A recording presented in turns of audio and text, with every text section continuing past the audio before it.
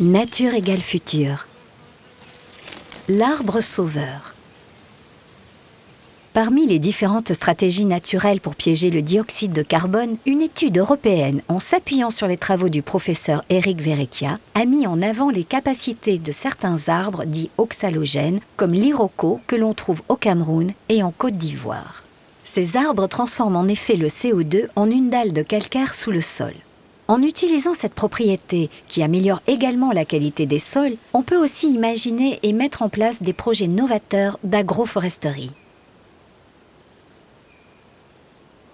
Dans le cadre des arbres oxalogènes, la photosynthèse aboutit notamment à la formation d'acides oxaliques ou oxalates qui vont ensuite être mobilisés au niveau des racines de l'arbre. Donc cet acide oxalique va être ensuite utilisé par différents micro-organismes du sol, à la fois des bactéries et des champignons, de telle sorte que cet oxalate soit décomposé en ions carbonates. Et ce sont ces ions carbonates qui vont se complexer avec des ions calcium pour former du carbonate du calcium. C'est le nom savant du calcaire en fait. Donc ce carbonate du calcium précipite et se retrouve sous forme solide dans le sol et s'accumule au fil du temps. C'est un processus intéressant en termes de séquestration de carbone, puisque un arbre tel que l'arbre iroko, par exemple, peut séquestrer ou stocker 21 kg de CO2, de dioxyde de carbone par an. Cette dalle de calcaire peut rester dans le sol jusqu'à des milliers, voire des centaines de milliers d'années. Donc c'est vraiment un stockage du carbone à très très long terme. Cette technologie de séquestration du carbone est très intéressante puisqu'elle est très simple à mettre en œuvre, donc c'est une technologie à bas coût. Enfin, cette voie oxalate-carbonate améliore la qualité des sols en termes de fertilité. Donc ça signifie qu'un tel procédé, en plus de séquestrer du carbone, permet de mettre en place tout un système d'agroforesterie autour de l'arbre oxalogène.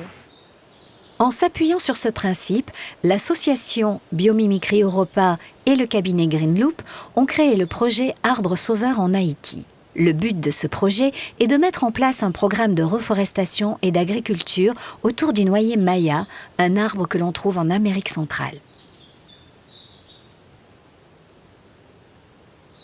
Donc nous, étant une association, on s'est dit, tiens oui, c'est vraiment intéressant, c'est s'inspirer du vivant, s'aider du vivant, carrément faire de la bioassistance avec les arbres pour faire une agriculture qui marche mieux sans apport extérieur chimique. Et en plus, ça fait planter des arbres, et des arbres dont on sait qu'ils ont un effet sur le climat.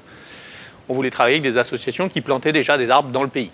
Donc on a eu la chance d'en trouver deux en Haïti qui étaient branchés là-dessus, et dont une toute petite association fondée par un Haïtien et une Américaine qui en fait avait déjà introduit quelques noyers mayas, sans savoir qu'il était oxalogène. C'est a priori celui qui a le plus gros potentiel oxalogène pour l'Amérique latine. Mais le principal intérêt pour Haïti en ce moment, c'est l'aspect nourricier. C'est donc qu'il produit des petites noix, mais qui ne sont pas ce que nous on appelle des noix. L'intérêt, c'est la graine dedans qui peut être séchée. Elle peut être séchée comme du café, par exemple, sur des bâches. Donc c'est des choses que les Haïtiens, les Cubains connaissent par cœur. Et une fois qu'elle est séchée, elle peut être réduite en farine. Et une fois qu'elle est réduite en farine, elle peut être utilisée dans tous les plats que les gens du coin connaissent.